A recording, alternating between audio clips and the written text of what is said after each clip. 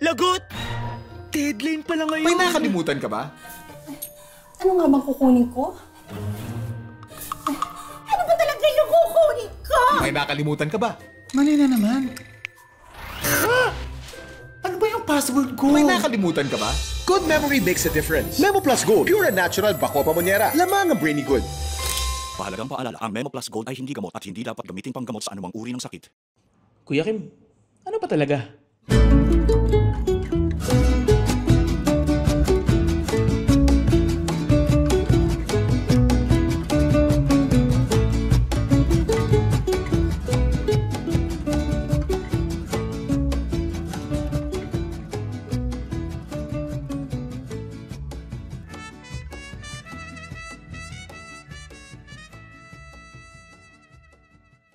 Magandang araw sa inyong lahat. Welcome to Ano Ba Talaga with Kuya Kim. This podcast is brought to you by Spotify PH and the Pod Network. Kung first time niyo pong napanood o napakinggan ito, pakirate lamang po ng podcast natin. May 5 stars yung taas, lagay niyo 5 stars. At please follow us para mas marami tayo, mas masaya. Sa podcast na to, lahat pwede natin pag-usapan. We can talk about anything under the sun. Dapat after listening or watching this podcast, may natutunan kayo, nasiyahan kayo, na-inspire kayo.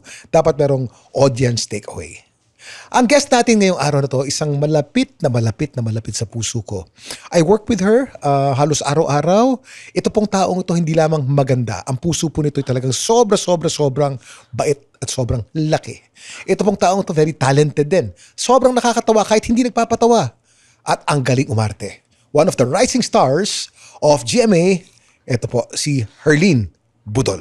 Herlene, ganda na intro ko, no? Ganda na intro. Kinakabahan talaga ako, Kuya Kim. Ba't ka kinakabahan? Parang first ganito ko to na ganito yung setup na parang... Ito ang pinaka-first podcast na ginestan mo, di ba? Ito talaga. Wow, kita nyo naman. What an honor. Pinakaunang podcast na pinuntahan ni Herlene. Wala talaga akong napupuntahan. Ano kasi meron naman malalapit sa puso ko din talaga sila Sir Alex, sila Miss Cara. Hindi lang nagkakataon na schedule. Talaga hindi nagkakataon ng usapan. Pero ito perfect timing talaga, Kuya Kim. Pero ano ba yung suot mo ngayon? Parang kakaiba. Ikwento mo nga. Very you. Oh, Very you. Dati ka pa kasi talaga pinapangarap. Idol talaga kita, Kuya Kim. Oh.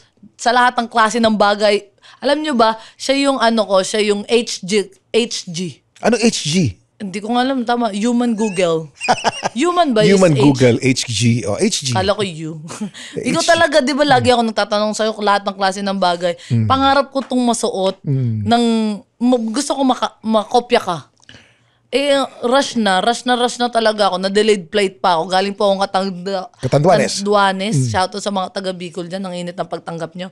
Tapos, madalian. Nag-isip na ako. Naghanap ako ng mga pantalon ko. Hindi ko mahanap yung nag-iisang white t-shirt ko. Hindi ko kaya nakasando ko. Tapos ito, leather. Tapos ito. Yung sapatos, naka-boots. Pero para ang laki sa'yo. Kanino ba? Hiniram ko lang. Tubal Kanino laki ba? talaga. Panlalaki yan eh. Size 45 Size 45. Mga 41 ka lang eh. 40. Sa babae, size 12 ako. Tapos sa lalaki, 9.5. Ito 45. Nangiram ako kay Kevin. Kay Kevin. Si Kevin po nandito po sa studio. Yes. Nanonood lamang po kasama yung dalawang aso ni Herlene. Siya naman ang guest natin susunod. Yeah. Kaya thank you for dressing up like Kuya Kim. Kung bibigyan ka ng pangalan, Herlene, anong pangalan na gusto mo ngayon? Kuya Kim. Ate Cam. Ate Cam? Ate Cam. Ba, pwede. Ate Cam. Oo. Kasi may Kuya Kim na Ate Cam. Alam niyo, talaga napakadaling ilahin to si Herlene. Tinext ko lamang to kagabi. Sabi ko, Herlene. Bilis kasi din ang plano mo, Kuya Kim eh. Galing. Alam mo naman tong podcast na to, bilisan din to. Pero tsaka thank Kuya you, Kim ka eh. Tatanggihan ka ba ng lahat? Hindi naman. Oo, ka ng lahat. Sasampalin ko talaga kung sino tumanggi sa'yo, Kuya Kim. But you know, Herlene, ito po si Herlene, alam niyo, whenever I work with Herlene sa TikTok Lock, ang TikTok Lock po, nasa GMA po yan araw-araw. Pagdating ng Wednesday at Thursday, kasama ko to buong araw, umaga hanggang gabi. It is such a pleasure na makasama po ito. Talagang there's no dull moment. Natural na nakakatawa ka, Herlene eh. Wala ka pang ginagawa, natatawa na ang marami sa'yo. Effortless ang comedy mo eh. At the same time, pag nakilala niyo po itong taong ito, napakabait po nito. Ang bait-bait mo, sobra. Hindi naman. Meron din ako mga kasalbahihan sa katawan. Tsaka ako din yung tipo ng taong kapag mabuting ginawa ka sa akin, Eh di thank you, pero pag may ginawa akong masama, Sasapakin mo. hindi ko babawian. Pero alam mo nang may puntos ka na, alam mo nang hindi mo na pagkakatiwalaan, yung ganun. Tsaka alam nyo ba, ito yung mga number 1 na hindi ko makakalimutan na payo mo sa akin, Kuya Kim, na yung yung pa rin, yung wag mong pangarapin maging superstar, kaya wag ka magbida-bida. Kailangan pangarapin mo yung tumagal sa industriya. Tumagal. Tama yan. Kasi ilang taong ka na, Kuya Kim, sa 21 years na. 21 Sabay kami years. ni Mamang Pokwang eh. Di ba? Oo. Para sa akin, yun yung isa sa mga pinapangarap kong marating ko din. Yung maging kagaya yung mga... Napag-usapan kasi natin, Herline, ang pinakaunang break sa telebisyon, napakahirap niyan. Talagang yan, napakarami. Sa 10,000, swerte na isa na makakuha niyang break na yan. Mahirap yan. Pero mas mahirap ang tumagal. Kasi yung pagtagal mo, hindi lamang talent yan attitude. Pakikisama. Pag nakita ka ng bad attitude. Wala na. Wala Lahat na. ng ginawa mong kabutihan, mabubura yun sa paningin ng ibang tao. Alam mo, very colorful yung buhay mo, Herline. Kasi unang-una, hindi alam ng marami, ang totoong pangalan mo ay Budol. Nicole Budol. Akala nila nickname, akala nila alias lamang yung Budol. Apelido ko talaga. Anong tunay na pangalan mo, Herline? Nicole Budol, magka-rhyme. Magkarayom. Hindi masyadong pinag-isipan. Hindi kasi yung Nicole daw po, apelido ng lola ko yung dati, Nicolas. Tapos yung Budol, wala, Budol na talaga. Mukhang mapuputol na naman na sa akin kasi wala na akong kapatid na lalaki. Ay. Ako na lang yung isang Budol. Ayun, tatay ko, nakabuntis naman. Tapos babae din yung anak. Babae din. So- Baka naman makabuntis ulit ang tatay mo, may isa pang Budol. Ang daming anak. Pawag na. Ang mahal na mag-CS. CS pa naman yung asawa niya. Oo. Kala mo ako yung kumarat dun sa asawa niya eh. Oo. Itong pangalang Hipon, ano history niyan? Hipon, yun dati sumasali ako ng pageant. Tapos na-carjack ko kasi talaga yung mga magaganda at brainy. Nadaan sa, wala lang, Herlin lang. Edi, sabi ng mga handler, tong inang tubat na nalo yan. Mas maganda yung alaga ko dyan. Oo. Ayun yung sabi nila, hipon naman yung katawan lang maganda dyan, pero yung mukha, bobo pa. Ngayon. So parang, Tingin mo ba hindi magandang mukha mo? siguro, hindi kulang lang ako sa pag-aalaga dati sa sarili. At saka, hindi ko pa alam yung mga tama't maling nilalagay sa mukha. At saka, wala, bata pa ako nun eh. Hindi naman ako pinanganak na sobrang ganda na kagad. Yun lang. Sabi nila si Willie Revillame raw ang nagbansag sa'yo ng Hipon. Hindi. Ako, nagkwento lang ba ako kay Kuya Will nun. Tapos, sinabi ko, kinuwento ko kung ano yung pinagmulan din. So, sabi niya, di tawag nila sa'yo, hipon. Bakit hipon? Kasi tanggal yung ulo, kain katawan. Yun yun. Pero Harleen, hindi ka hipon ha. Magandang mukha mo, magandang katawan mo. Hindi ka hipon. Ano ka? Nakadepende. Depende sa Sa taste. outfitan. Depende sa mood. May ganun minsan naiwanan sa bahay pag walang wala talaga. Ikwento mo ang kabataan ni Harleen. Ngayon kasi very successful ka na. Meron ka ng, nakakailang primetime shows ka na ikaw ang bida. Tapos meron kang daily show, meron kang TikTok Lock, meron kang Bituing Marikit. Binibining marikit. Bituin. Binibining. Okay na sana yung pag-promote Between Marikit. Ano yung collaboration ng Binibining. Meron kang Binibining Marikit. At isa ka sa mga tanyag na Sparkle Stars na talaga namang up and up, kumbaga. Papanik ang trajectory ng career. Bago ka naging showbiz, paano lumaki si Harleen Budol? Hindi ko naman sinasabi malaki na kagad ako, Kuya Kim. Talagang maliit pa rin ako. Tumitingin pa rin talaga ako sa presyo ng mga bilihin. At saka para sa akin, yung kabataan ko, masaya. Kasi squatter eh. Pag squammy ka, ramdam mo lahat ng laro. Lahat talaga, wala akong napalampas doon. Pero masasabi kong late bloomer ako, Kuya Kim. Parang hindi ko naranasan yung pagdadalaga. Noong mga kabataan, yung talagang walang yang bata, yung talagang Ponas Uhog, Gagamba, Jolin, Pogs, lahat ng klase, tumbang preso. Feeling ko nga kami yung last batch nun eh. Lahat ng... Bago pa naging digital, no? Bago na sa telepono. Tapos nalaro ko lahat talaga, Kuya Kim. Lahat ng klase ng laro talaga. Perfect ko yan. Ang hindi ko naranasan, Kuya Kim, yung magdalagay yung parang maglalagay ng lip tint, ganyan. Tapos, magpapaayos ng kung ano-ano. Kasi, nung mga 15 anyos na ako, nagtrabaho na ako bilang payong girl. Payong girl? Sa golf course? Opo. Anong golf course naman yan? Sa East Ridge Golf Course, dyan sa may East Ridge. Hindi ka naman niligawan ng mga golfer? Marami. Marami? Oo, pero sinasabi ko, Hindi kasi hapit na hapit yung damit namin eh. Kaso, pumasok ako dun para magpayong, hindi para magpokpok, di ba? Sabi ko talaga sa inyo, parang pinapa-line na lahat ng babae. Lahat sila makakapagpayo na sa isang buong maghapon. Ako pa pinakauna nun Ako yung ang aga-aga ko doon, madilim pa. Andun na ako, present na kagad ako, naka-makeup na ako, full pack, mabango, ganyan-ganyan. Ako yung hindi mapipili. Hindi ka napipili? Ay, hindi yan, talaga. ganda mong yan, hindi ka napipili?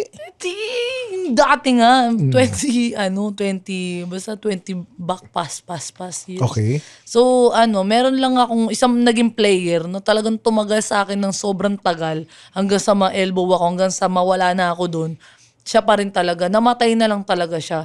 Si Sir Nilo, binigyan niya ako ng cellphone. Kahit hindi ako makapagpayon sa kanya, binibigyan niya akong 300 at saka ng isang McDo na burger. Oh. Kasi nga, walang kumukuha sa akin. So, lahat ng mga leftover, siya yung tumatanggap. Si Sir Nilo. Si Sir Nilo Espiritu, taga Pasig, Evergreen. Namatay siya nung mga 3 years ago. Pinuntahan ko. Akala mo pagpasok ko dun sa may burol, akala mo anak ako eh.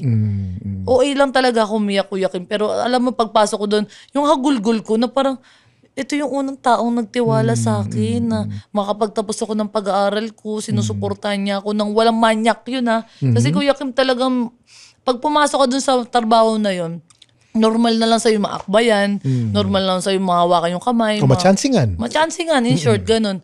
Normal lang yung ganun talaga. Pero siya talaga, Kuya Kim, parang nandidiri. Hindi naman, kumbaga parang tao ka niya tignan.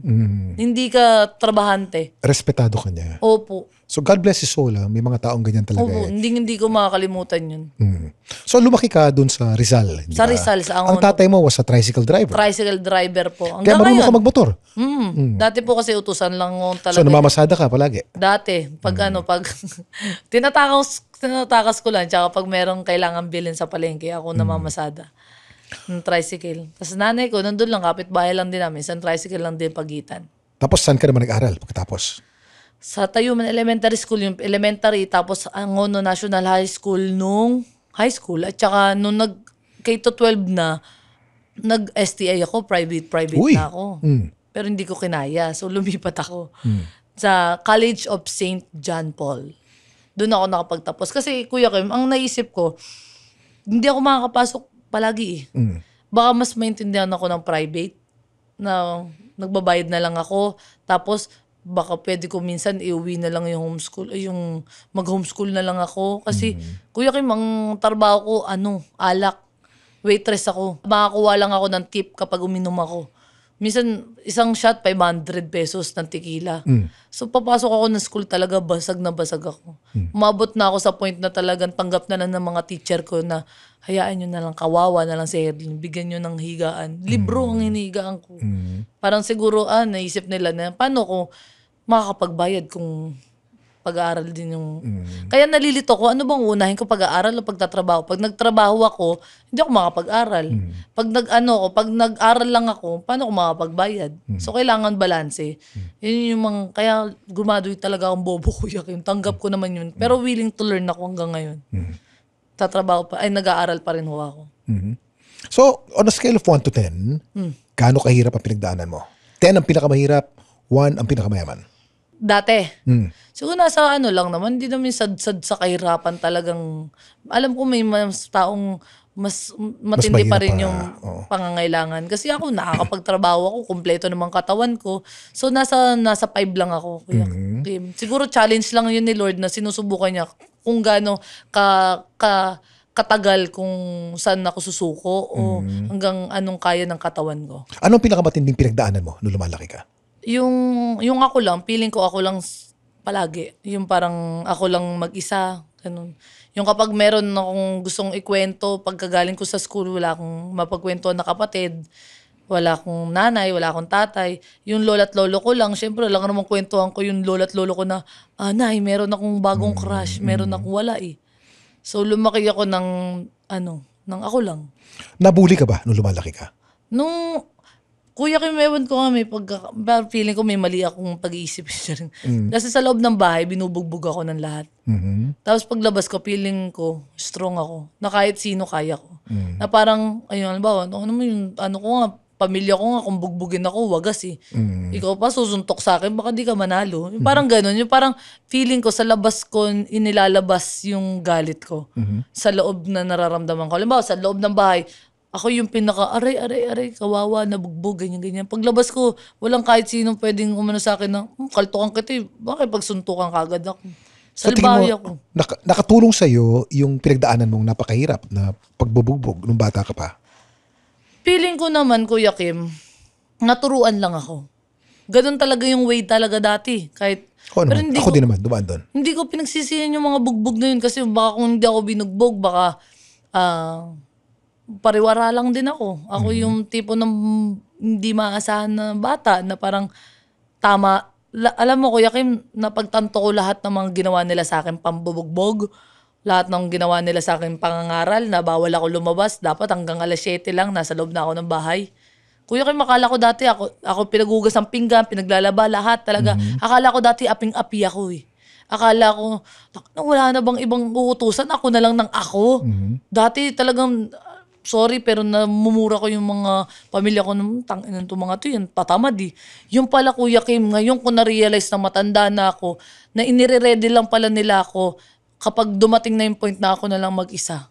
Kuya Kim, kahit saan mo ko dalhin, marunong kong alagaan yung sarili ko, marunong ako maglaba, marunong ako magsaing, marunong ako makisama. Ang pinaka na dapat na aalagaan ko sa pamamahay yung banyo. Kasi nagre-reflect daw yung banyo, yung CR, sa personalidad ng nakatira. Sa ugali na nakatira. Totoo yan. Kaya yung tatay ko, yung lolo ko, proud na proud ako dun kasi yung inidoro namin, galit na galit yung pag may bahid ng dilaw. Yun yung mga yun yung mga pangaral ng magulang ko na dat pala hindi na ako sumagot.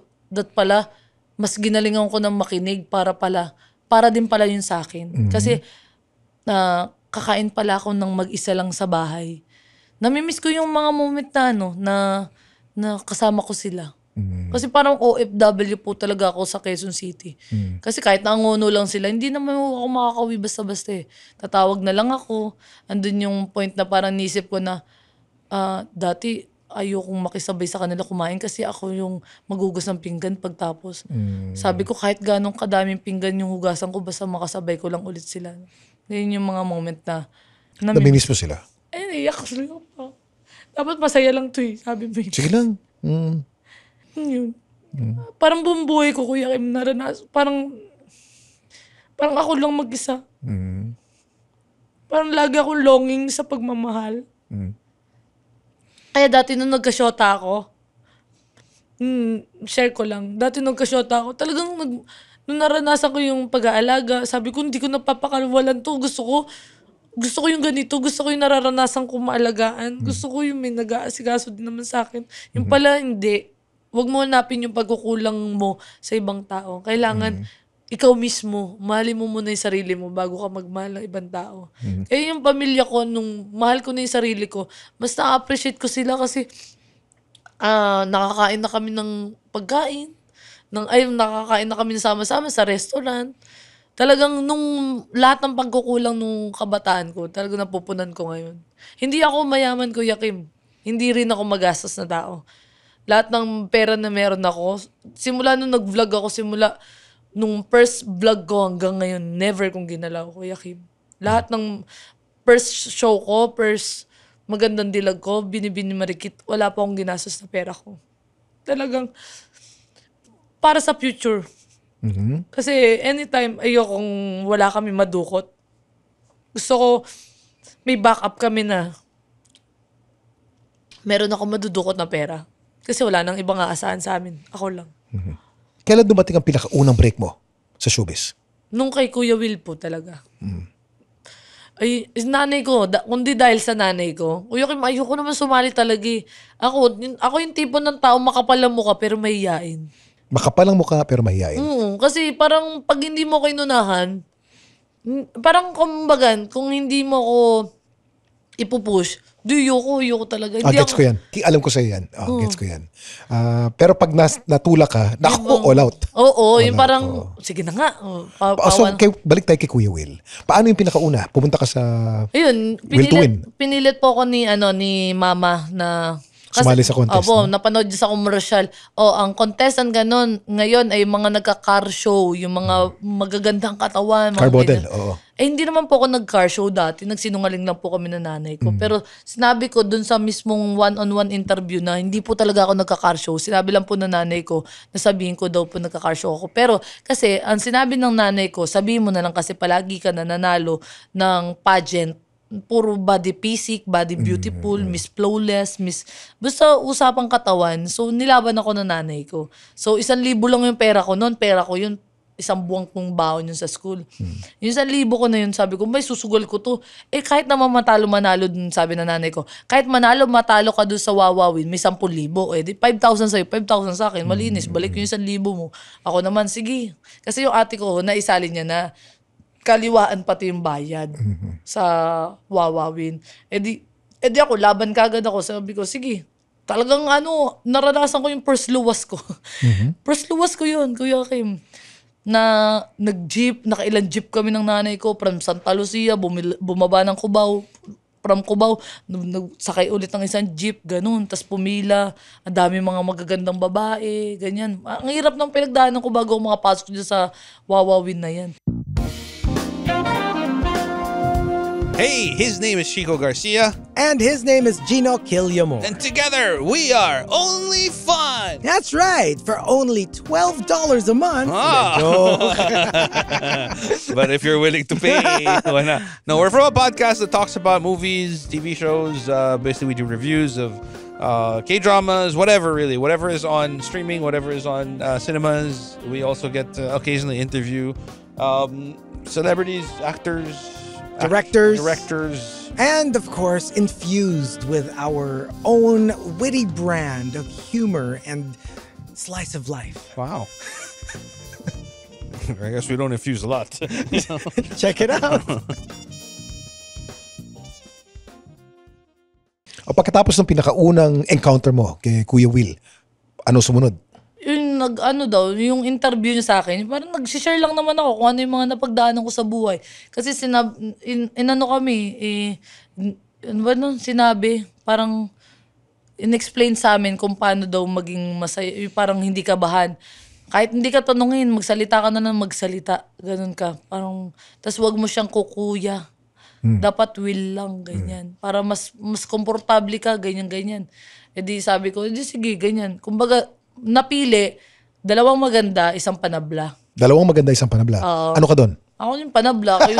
Kasi ang usually daw kasi, ako yung panabla, yun yung hinuli. So ako yung panabla, sabi ko, hindi nyo sinabi pero hinuli nyo ako. Gets ko na. Tapos, pero ikaw naman ang sumikat.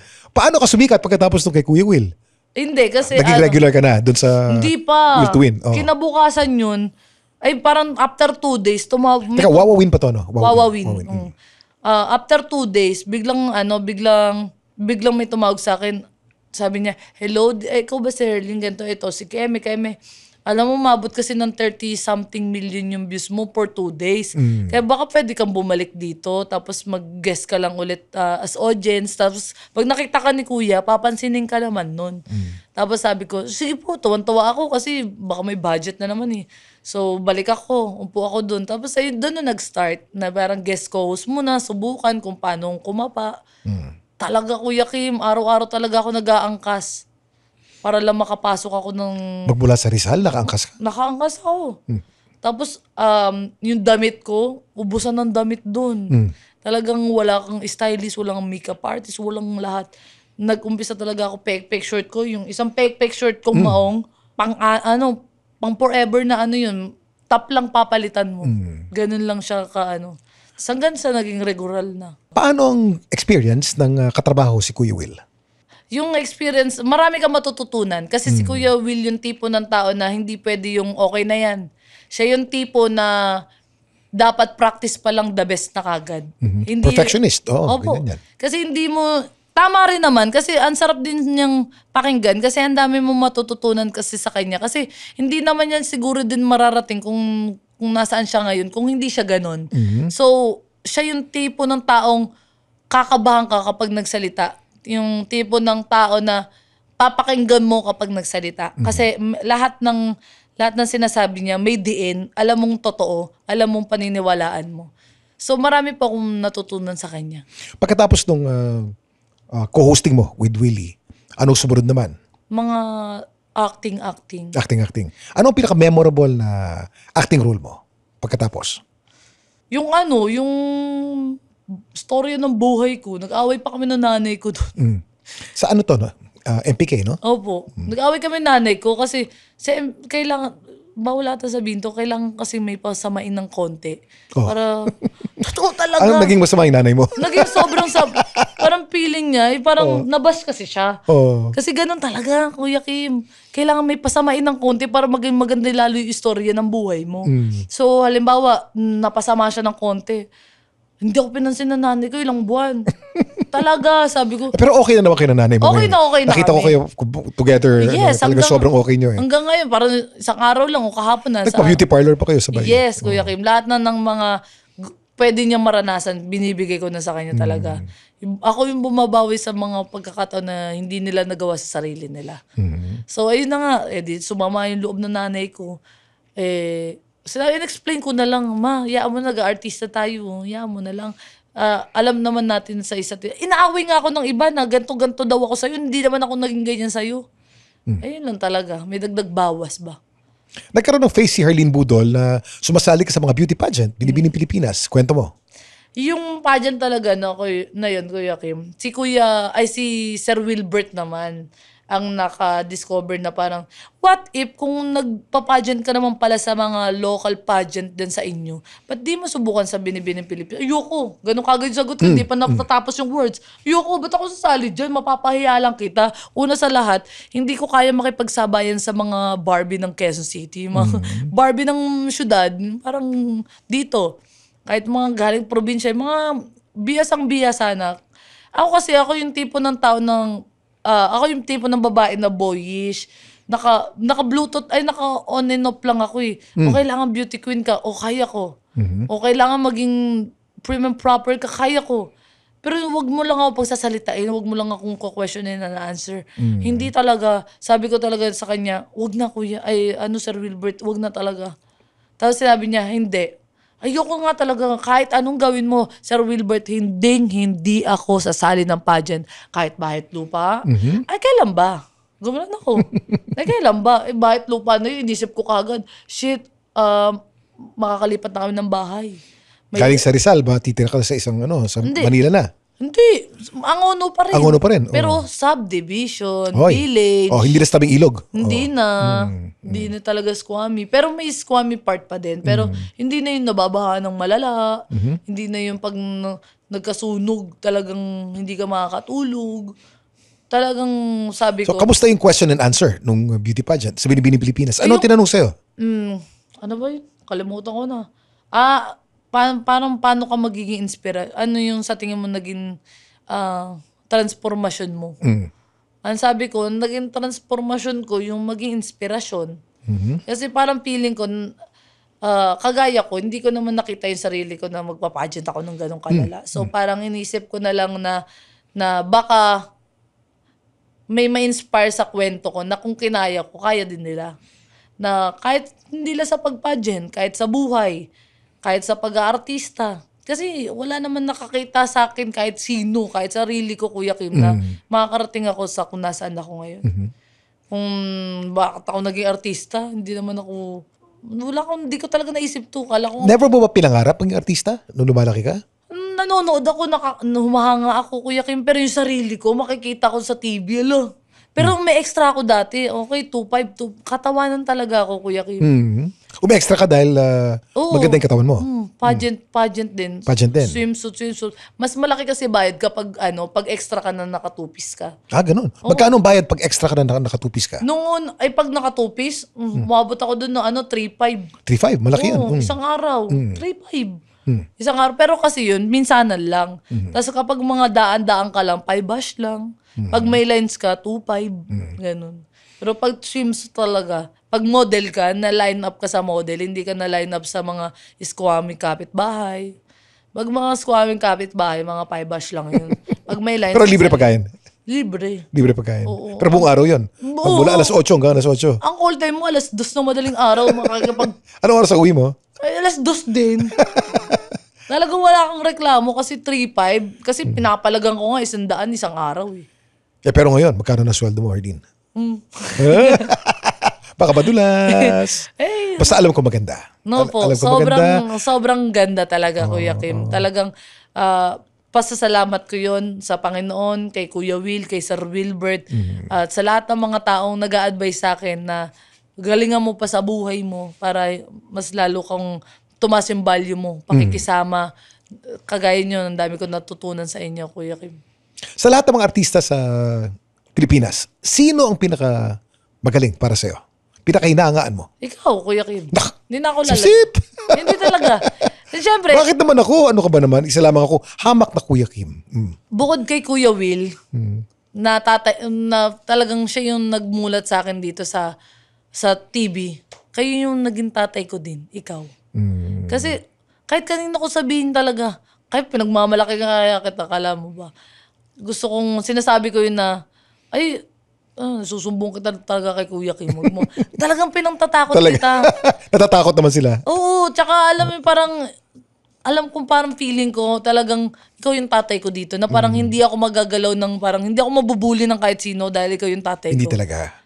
Talaga. Saka, sabihin natin sa mga followers natin, alam niyo po, si Herlene and I, partner ko po, workout partner ko po ito.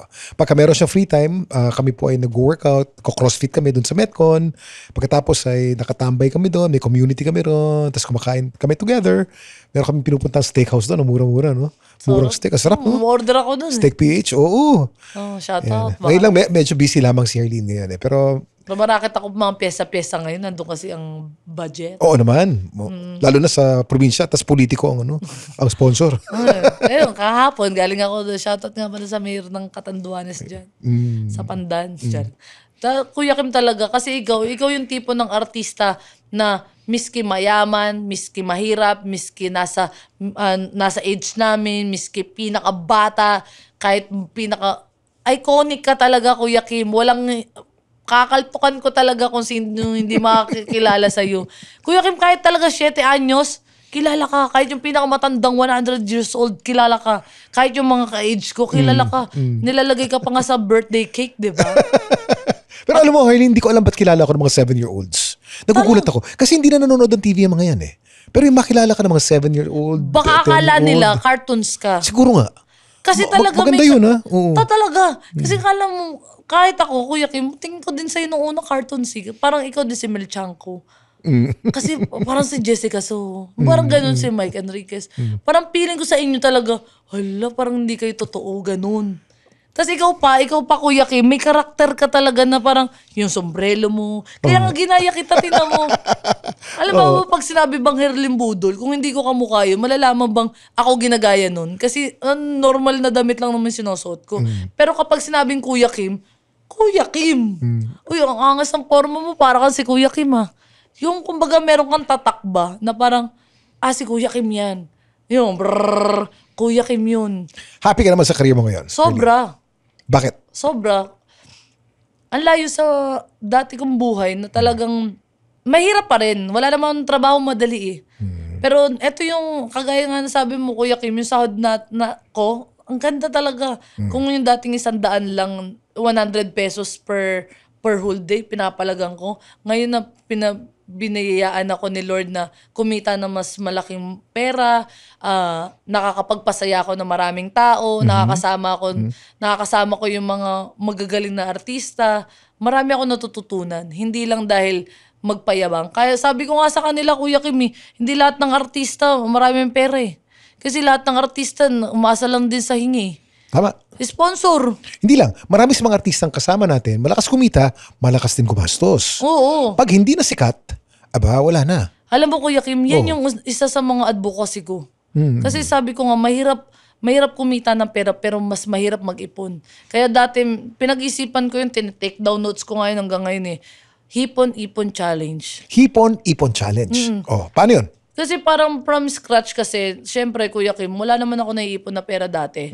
So ako, naisip ko ngayon na parang, what if i-encourage ko yung mga kaedad ko or yung mga kahit may edad na or yung mas bata sa akin na umpisa na lang na mag-ipon para it's never too late. Tama. Kasi Kuya Kim, ang hirap ng kumita ng pera. Pero mas mahirap talaga mag-ipon ng pera. Kasi pwede ka magtrabaho o kumita ka 5,000. Ang mindset ba, laging, saan ko kaya gagastusin to? Kasi ganun ako dati. Naisip ko na, yung 5,000, itago ko kaya muna para mas may paglagyan ako sa kanya ng mas maayos.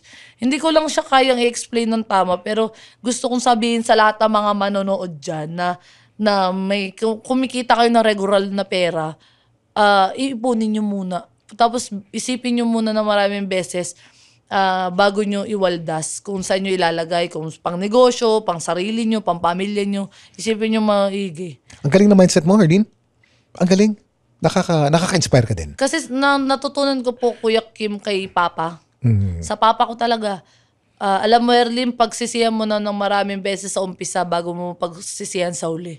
Kailangan mo muna isipin, tama ba itong papasukin ko? Tama ba itong gagawin ko? Bago mo gawin talaga. Kasi kapag pinasok mo na, tapos sasabihin mo lang, bahala na.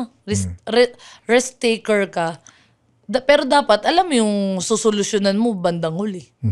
Kaya sabi ng tatay ko, pagsisihan mo na sa umpisa, bago mo pa pagsisihan sa uli. Trending ka recently, Herlin Namatay yung aso mo. Opo, masakit yun. Oo. Ano nangyari doon?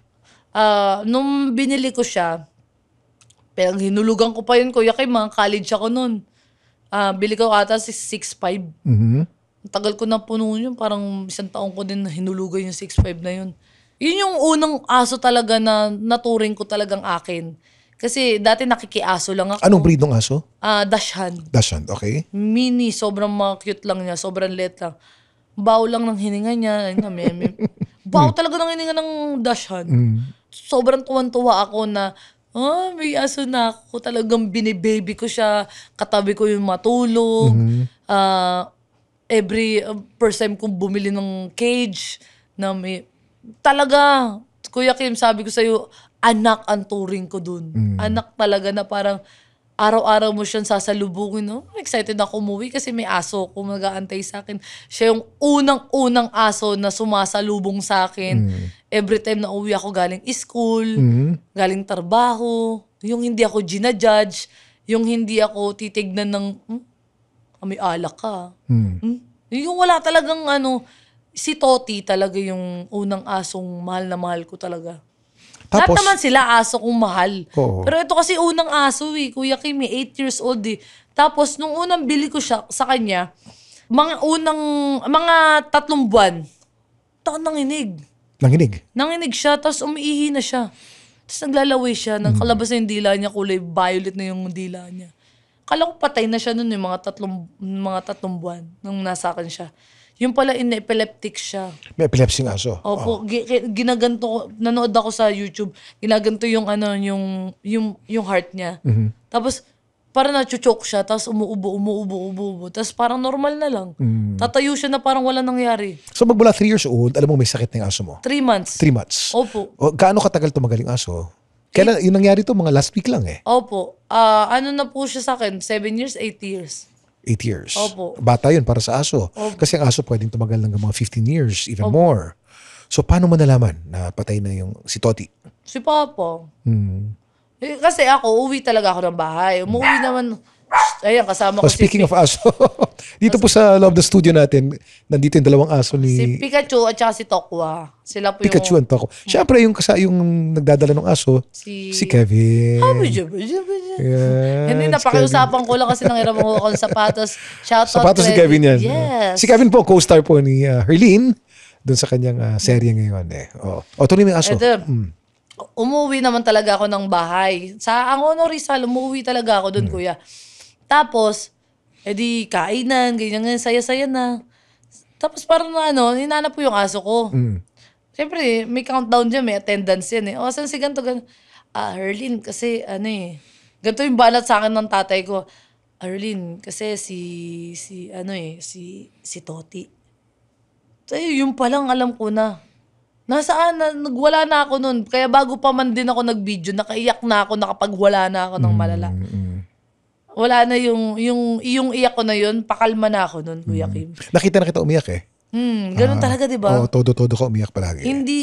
Wala akong level 1, level Wala. 2. Level talaga. 5 palagi. Oo. Laging sagad.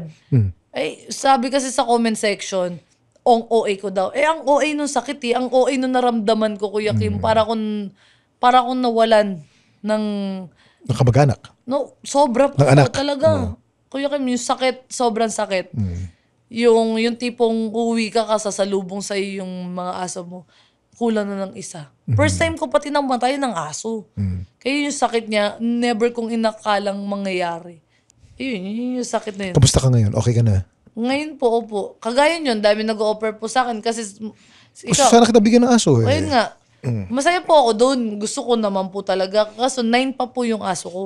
9? 9 pa. Oh. Alam niyo, minsan mas malaki pa nga po yung kinakain ng budget nila kumpara sa amin eh. Sa kanila talaga mahal. Kaya sabi ko, baka hindi ko na mapagtuunan ng pansin kapag tanggap ulit ako ng tanggap ng mga aso magbibigay kagaya mo. Pero sobra ko na-appreciate, Kuya Kim, na willing kang magbigay ng aso para lang ipakalma ba ako. Naman. Kaya maraming salamat. Naawa ko sa iyo eh. Diba? Yung iyak mo talagang damdaman ko, feel na feel ko eh. Pero alam ko naman, kahit umiiyak ka, masaya ka naman sa love life, di ba? How is your love life, Herlene? Okay naman po ako ngayon. Ba't ka okay? Okay, kasi may mga taong nandyan para sa akin. Masaya ako with or without shota, ganun. Mas talagang nauna kong malin yung sarili ko. Yung camera na yan, pagbaboy abunda ko, si Herlene Budol yan. Anong gusto mong sabihin kay Herlene Budol nung 10 years old siya? Diyan ka muna, mag-enjoy ka. Ako na bahala sa future mo. Si Herlene Budol nung na-discover ka ni Willie. Galingan mo pa. Baka hindi mo pa itodo. Perfectin mo na, huwag mo sayangin lahat ng minutong nandiyan ka. Si Herlene Budol ngayon. Tibayan mo pa ka. Marami pang pagsubok. Sample pa lang yan. Kalabit pa lang yan. Marami pang pagsubok. Herlene, anong advice mo sa lahat ng mga gustong maging katulad mo? Walang masama na maging katulad ko. Alam nyo na lang yung mga dapat yung damputin na galing sa akin. Hindi ako perfect. May mga pagkakamali din ho ako. Hindi rin maganda yung minsan lumalabas sa bunganga ko. Pero kunin nyo kung ano yung alam nyo nakaka-inspire at itapon nyo yung mga alam nyo hindi tamang ginagawa ko. Herlene, kapos ang oras natin pero tapos na. Maraming salamat. Thank you very much at alam ko, galing ka pa sa Catanduanes pa at dumiretso ka dito at nagbihis ka pa na parang Kuya Kim. Alam mo, Herlene, mahal kita. I love you too. At I look forward to working with you every time. Yes. Bukas ka magkikita tayo. Thursday pala magkikita tayo at excited ako na makasama ka na naman. And I really appreciate na dumating ka ngayon dito. At maraming salamat sa lahat ng mga sinabi mo ngayong araw na to. I love you, Kuya Kim. I love you, Herlene. Si Herlene po, sabi nga niya, kung ano-ano lumalabas sa bibig niya, alam naman natin yon. She's herself. Ngunit, kung makikilala niyo na mas malaliman po itong taong to, ang puso po niya ay sobrang bait. At ito pong taong to, wala pong iniisip ito kundi kumayod ng matindi. She's one of the most hardworking people I know in the industry. At yung kayod niya, hindi po para sa sarili niya. Para po yan sa iba. Sabi ko, minsan, dapat para sa iyo din eh. But the time will come na gagawin mo rin yan eh. Pero lahat po ng kayod nito ay para po sa kanyang pamilya. And I love you, Herlene, and thank you very much for coming. Thank you. Yan na naman po, isa na naman pong episode ng Ano Ba Talaga with Kuya Kim. This is brought to you by the Pod Network and Spotify Philippines. Please follow us and please rate our podcast if you enjoyed. Makita-kita na naman tayo. God bless you. See you next week.